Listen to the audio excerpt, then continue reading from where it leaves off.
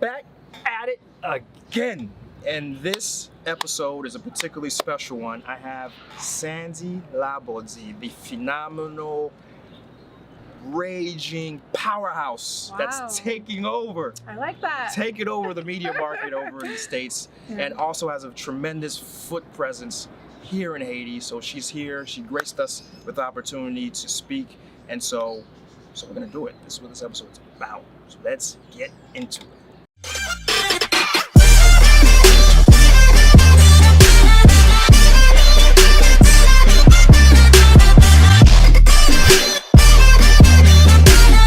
So first and foremost, we're gonna have to put these glasses on because we're out here on a balcony. This view was just too gorgeous. We just absolutely had to take full advantage of this view. Yeah. Sun, you ain't the boss of me.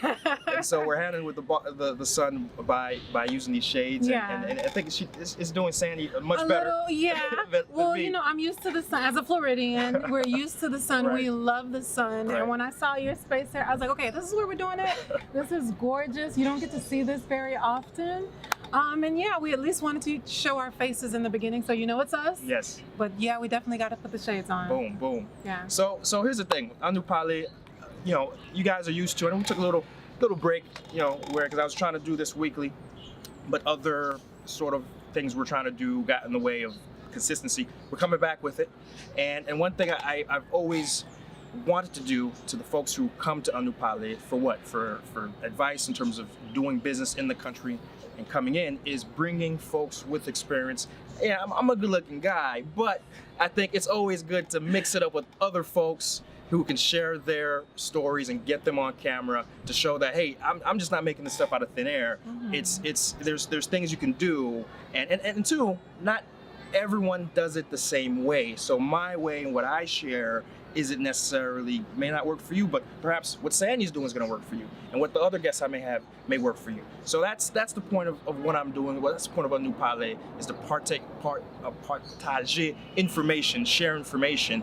And so yeah, this is one of many, and I'm happy that Sandy is one of the first to be on to do it. I'm the first? Yeah, you know, the sharing, like the share co-host style. Oh my gosh, that's nice. So you're setting the standard. Thank you very much. Well, first and foremost, let me say thank you so much for having me. You know, formally greet your viewers, because you have been taking off. I mean, so many people have the intention or the interest to just dive into Haiti and showcase what's going on, but it takes a certain kind of person to make the sacrifices and piece it all together. So thank you so much for having me, Chris. It is an absolute pleasure. And the team, you know, you guys don't see them, but Chris gon' team la, mes amis, like they're doing their thing. So congratulations to all of you. Oh, I got Messi, thank you. And I'm sure my guys back there, thank you as well. So one of the things we have to do first and foremost, we have to tell viewers who Sandy is, for those who haven't had the opportunity yet to see the many things she's up to. Recently, well, she was working at a cable news network, and Comcast purchased that network, and now she's moving even higher into prime time. So tell them a little about, you know, that history. And so that version sounds beautiful. It sounds like it just happened. It just happened, right? But so my past is basically about 15 years in the tourism industry. I'm from Orlando, Florida. Mm-hmm. And you know, Orlando is all about tourism, every corner of it. So it's very easy from teenager to just get pulled into it and develop a really strong career in hospitality and tourism. So I did 15 years there. But eventually learning more about myself, my identity as a Haitian American, and you know, a lot of Haitians work in the service industry. I became more curious about us, and I just really wanted to be around us. So I left the job. I was in a managerial position with a very large hotel chain at the time. But don't tell my parents I left the job, because they still think I got fired. So I left the job, took my savings, and started doing community events for Haitian people to help us advance. That's when I got picked up by the television network, like you were mentioning. At that time, E08 is a television network that I worked for about 5 years now. Halfway through, because the owners own several different networks, they put me on the African American side as well, which is called Afro. So 5 years later, like you said, Comcast, NBC Universal picked us up. They're one of the largest media entities in the United States. They have about 140 media companies under them. So they decided to forge a contract with us, and and we're launching really soon, and we're going to be doing it national. So it's really exciting. Oh man, let's get a whoop whoop Yeah. for Sandy. That's and of course everything you see, everything is not overnight, right? Yeah. Everything does take a while. And as she started at one point and got to where she's at now. But more importantly, let's talk about some of the stuff you've been doing in Haiti. I know there's been past disasters. You want to be one of the first boots on the ground. You're constantly engaged with not only Haitian stuff over there, but here. So let's talk about a little bit about that engagement. Some folks would love to hear. Of course. So there was a period where I was appointed as the president of the Haitian Chamber of Commerce in Central Florida. So that's probably the first time it wasn't just about being proud, but there was a sense of obligation. As soon as I obtained the role, Hurricane Matthew hit Haiti. We know that it kind of hit the entire coastline south to north, but the southern region got hit really hard. So like you said, we started to do donation efforts to bring in items and help everyone, because literally you had regions or neighborhoods where the water just lifted everything, washed away homes, washed away cattle. And as we know, the emergency effort here in Haiti, it's, they do what they can, but it is struggling. So as we got into the place and as we got into position to help, we realized that there was a great need, but I noticed something immediately. Of course, so many different countries and organizations wanted to help, but with them bringing items in, I forget where, like at the port, and you having to have everything released through the government. Douane. Yes. I forget how to say that in English. The customs. Customs, exactly.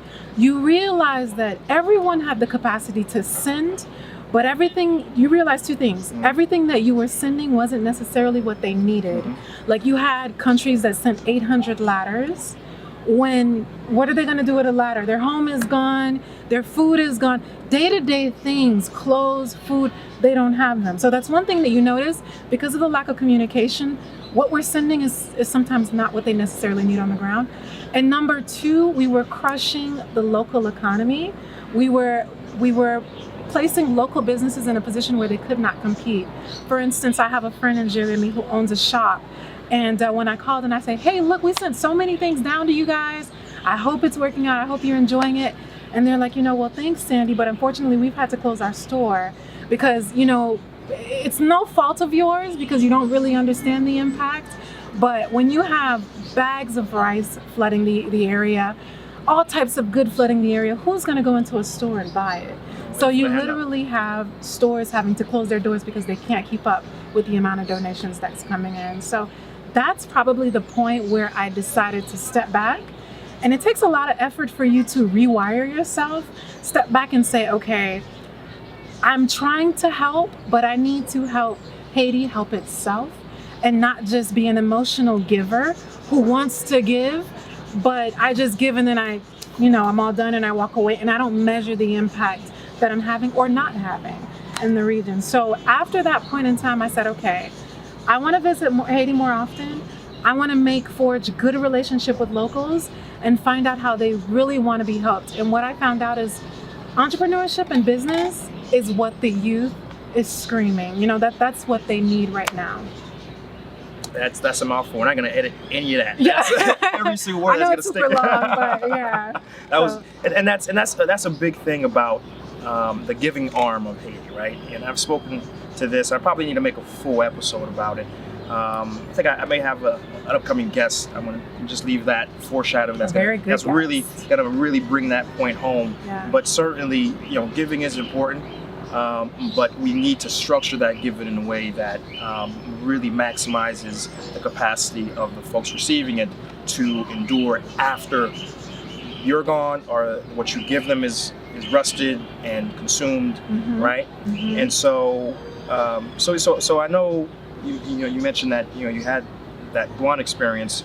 So I know you helped with the Jeremy disaster during a hurricane. What other times have you? Well, we've partnered with, I've worked with different hospitals. I've worked with different schools. That's all before I really understood. Because who doesn't love a good photo op of a diaspora coming back home and giving out so many things? But from then on, like I said, I switched my approach and I went to, okay, how can I kind of activate and energize people to get involved economically. So what I started doing was tour groups. I mentioned to my friends who are also a part of the diaspora, but kind of second generation, people who are not used to Haiti or people who haven't been to Haiti in 15, 20 years. I said, let's do tours where we re-energize and invest in the local economy, pay for hotels, pay for transportation, pay to eat at different places, pay to experience excursions. And while you're having fun, you're actually re-energizing an entire industry, an entire market. And what you'll learn is that they gravitate and hold on to you. Once you visit them 1 or 2 times, they take your information and they're look, anytime you come into the country, we will help you. And it's not just yellow pages help you, it's literally step by step. Make sure you get here safely and find your way back to us, because every time you come, that may be an additional month of work I can continue to do just because of the number of people that you brought down. And because we keep in contact, when there aren't any hours, they let us know as well. You know, they've had to let go of a few people, or they're just not giving us hours this season, especially due to the political turmoil. It affects everything. You know, there's a blip on the internet of catastrophe in the country, but it kills an entire quarter sometime of work. So I literally shifted and went towards tourism, mainly because it's also the quickest way for the diaspora to relearn and engage without you needing that much of the government's help or local establishments. Tourism is literally the quickest way to relearn the culture, to navigate the country, and pour dollars back into the economy at the same time. And that's a great transition, because I really did want to talk about, that was your sort of, helping we were talking about before, but then what was the sort of business aspect that you were doing? And so you help the economy by organizing really cool, fun tour trips. I know one of your first ones you had, was it the Haitian Husbands right? And a bunch of powerhouse names in the Haitian American diaspora community that were there. The first trip, you were supposed to be there. Yeah, money was tight. I know, but it turned out, I was shocked. I was thinking 30 people. It turned out to be 92 people. And I actually cut it off at 92 because I was still learning Haiti. It'd been 25 years since I've been back in the country, so I didn't want to overwhelm myself. But we did 92 people from Canada, the Bahamas, Barbados, all different states. People want to come, and they especially like to come in groups because they trust that the other people are going and it's just going to be fun. And even though I planned this beautiful agenda of parties, activities, boat rides, once people come, they go off and venture and do their, like when I looked at all, I started, people were, because the hashtag was I'm with Haiti. And I started seeing notifications for the hashtag. You saw people in the mountains on the little RVs. You saw people visiting Lagonav, doing, walking trails. You saw people on, they just, Hispanic, Haitian, American, very beautiful. We had an all-white dinner. We brought a band. It's not that hard. It's really not that hard to do. And the one thing I noticed is that once the person comes once, they come again. Like that was probably 3 years ago, and a lot of people from that trip make it a point to be back in the country at least within a 3 to 4 month period. They're back, and it helps them let down their guards, because your parents are no help. They're they're not. Oh, They, trust me. I would not be in Haiti if it wasn't up to my mom. Exactly. So when you bring them, they let down their guards. I mean, there are people that had their families. Okay, and another point I'd like to make is that a lot of us are used to going to stay with family when we come, and that's all good. But when you spend all your money, because you're going to give your money to family, you fait market, you fait un petit vieux retourner avec, but it's better when, and I know it's going to sound crazy, but it's better when you go stay at a hotel. Take your family out of the house, go stay at a hotel, go experience something. Like my mom c'est mon Haiti, fait Léogane. She left the country really young in her 20s. Maman beaucoup jamais Citadelle, beaucoup jamais dans Bassin Bleu, 500 Mage, Il Lavage. For the English viewers, all the huge monuments here, she's never been. So it's good to pull your family out of their comfort zone. Go stay at the Marriott. Go stay at, a lot of hotels at the top. I'm like, Best okay, Western, we're kind of doing Rancho, promotion right now. Exactly. So stay at the hotels And people will appreciate it because you complain about jobs, but yet when your family from the diaspora comes, what steps do you take to make sure those dollars are going into the market? Because if we spend our money there, you can get hired. If all the money stays with you in the house, your family's gonna leave, and then what happens? You're just waiting again for another opportunity. So yeah. And I love that, you know, because it is crucial that we change how we engage the country, because I can tell you, so many folks I know don't have any real good experience in the country because, again, when they come to the country, they're stuck in a house and whoever they're with, oh, I got so see, and they never again see a different aspect of the country other than the little, you know, trip from the airport and back, and their little, you know, just, you know, what they can see out their window. So it is very important to engage. So here's what we want to find out. Here's what we really want to know. So the process, because again, I'm all about, I just like giving information as much so people can duplicate what I'm doing, right? Yeah. So how did you get started with that? I know, okay, well, you know, did you start, you know, looking online and then calling folks up? So, you know, from just as quickly as you can, from A to Z, how did you put that first trip, all your trips, but that first trip off the ground to really make that success? How can folks redo? Because the more folks we have like you, doing trips, the quicker, you know, the country and tourism and things will engage. So how would you guide somebody to be able to organize their own trip? So premièrement, m'a dit faut gen patience. M'pa cacher dit faut gen patience love in Haiti. You have to have patience. A first world country is not the same thing as a developing country. Not to say that one is worse or but it's just the way of life is a little bit more natural in the other. So yes, it may take a little bit more work. So when you leave the United States, leave the United States mentality on the plane. Like even when you arrive at the airport, understand that you're in a different country, be patient, be open. Haitians are so open, so receptive, they want to help you. Don't be gullible, don't be naive, but be open. Put yourself out there, jump and immerse yourself in the culture. I would say the internet culture of it all, you may not be able to rely on it that much. What a business puts on the internet, you know, that information doesn't get updated as often. So you literally have to jump and just experience the hiccups. If it wasn't for me experiencing hiccups, I don't think I would be here today. There's one hotel I wanted to work with in particular.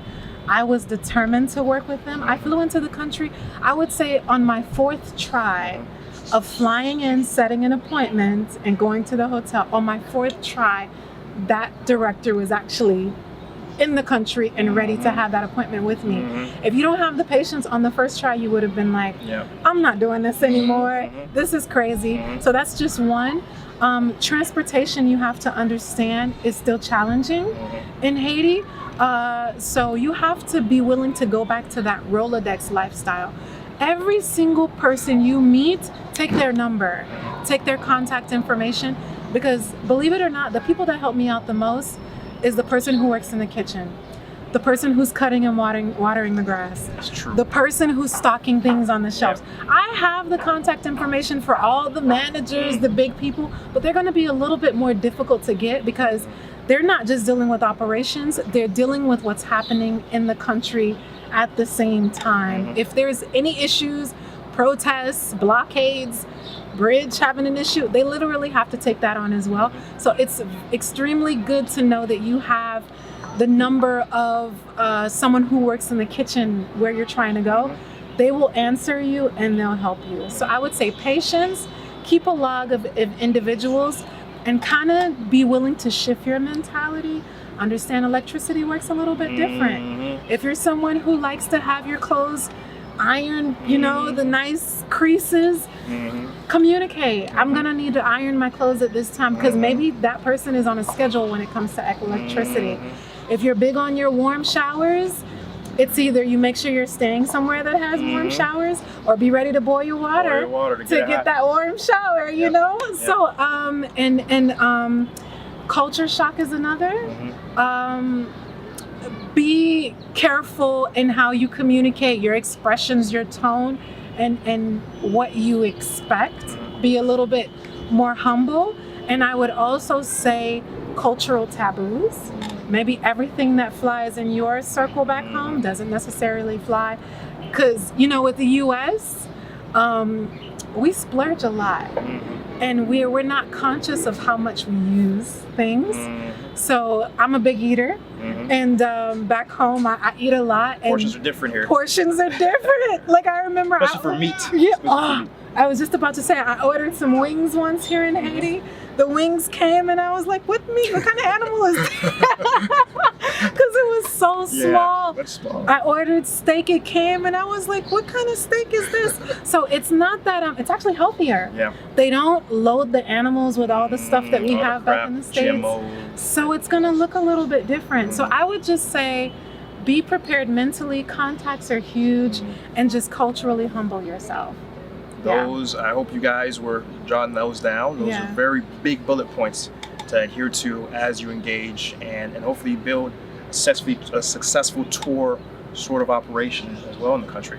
So, but I think a lot of those things you mentioned, they kind of blend into challenges. But let me just ask you directly, what are the maybe top 2, top 3 biggest challenges of you know, how you've engaged in your entrepreneurship in the country, and how can folks overcome that? Okay, so now that we're going into kind of, you know, the not so positive, and that's because I really want us to grow from it. I have a customer service background, right, over 15 years. So I'm literally allergic to bad customer service. And I would probably say in Haiti, customer service isn't number one because there's so many issues that they have to deal with. So for them, it's delivery, but maybe the way that it is delivered is not a high priority. That's probably something I run into the most. And it's really when you go into the informal spaces. When you go to really big businesses, they're commercial businesses, they're kind of used to, okay, you're a foreigner, I know how to speak with you, I know how to deal with you. When you go to the informal, it's like trying to keep it, you know, but it's gonna be different. So that hit me really hard because I'm very used to at your, you know, service, you know, because in the States, you understand it takes a lot for the person to earn that money. And you have a million choices in terms of where you can go and spend that money. And we already know that Haiti can be costly if you haven't made those connections yet. So to go into a space where service isn't to par, it kind of hits you a little bit because you know that, okay, it's just maybe an education thing. Maybe they haven't sat down with that person. And it's not just tourism, to me, it's across the board. Sometimes banking spaces, sometimes stores. It's as if sometimes you're doing them a favor, and that just rubs me the wrong way. But I know that we're having that conversation, and we are working towards something better. Another thing I would say, the inconsistency, kind of like with the government, affects everything, you know? Kind of like right now in the States where we have a government shutdown, but you don't feel it directly unless you work in federal positions. Everything is still operational. In Haiti, if there's a government shutdown, you'll feel it all the way down to the person who's selling lemons, you know? So I would say that's probably the two things, customer service and consistency. What was here a month ago, my biggest thing is transportation. And as soon as I get a good transportation company, I take your number, your address. If I could take your social, I would. But literally a month or 2 months later, they may not be here anymore. And it's everything from maintaining the amount of the fleet, how many vehicles they have, from having professionals who are licensed and can actually.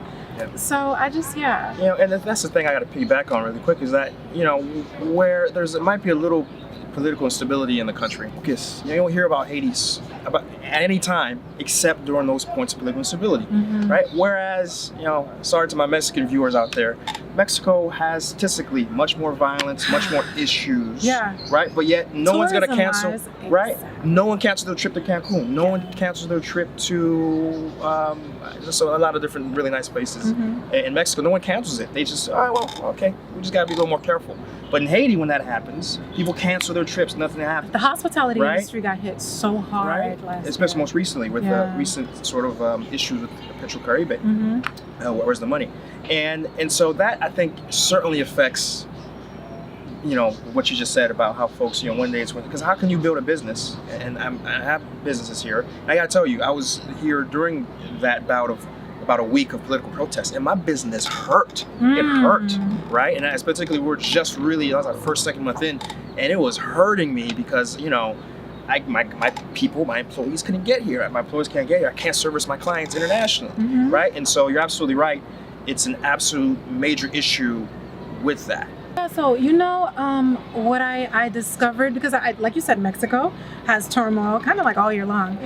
Jamaica declared 3 state of emergencies last year due to violence, real violence. Yeah. And Haiti hasn't declared any state of emergencies. It's not like people are being cut up or anything, it's just protests. But the president of Jamaica, Prime Minister Holmes, had to actually declare 3 state of emergencies, and yet tourism continued. So I had to look and say, okay, so what's going on? And what I noticed is that there's synergy between their networks. So that means that they've established a network so solid that no matter what's going on in different regions, tourism can still remain above surface. Everyone's connected, not just on this 9-to-5 level, email level, but literally they have this personal relationship as well. And they already have a backup plan to where, okay, this route is blocked. We know that we have transportation that can get our people from here, from here, from here. This restaurant may be affected. Okay, what I'll do is I'll create a relationship to where you reroute your guests to me, and we'll divide up the percentage of the profit that comes in. They create this strong level of synergy and relationships to where the tourists are in this bubble and you literally have no idea about what's going on the outside. Haiti eventually needs to establish the same. And Port-au-Prince, Jacmel, Cap-Haïtien, wherever, create, and don't get me wrong, they have a network, but bring it to a level of even when but then again, because the country's so centralized, when major routes are blocked off, it literally affects, it's hard to get around it. But eventually they gotta figure out, how can we still have this pocket of people that we're bringing here and we can avoid, because people that are protesting don't want to harm tourists. I hear all the time about locals who are driving through an area that was barricaded, and when they see it's a woman with her child, they move everything, let them through, and then they're just trying to send a message to the government, So I think that we have to have those conversations about synergy.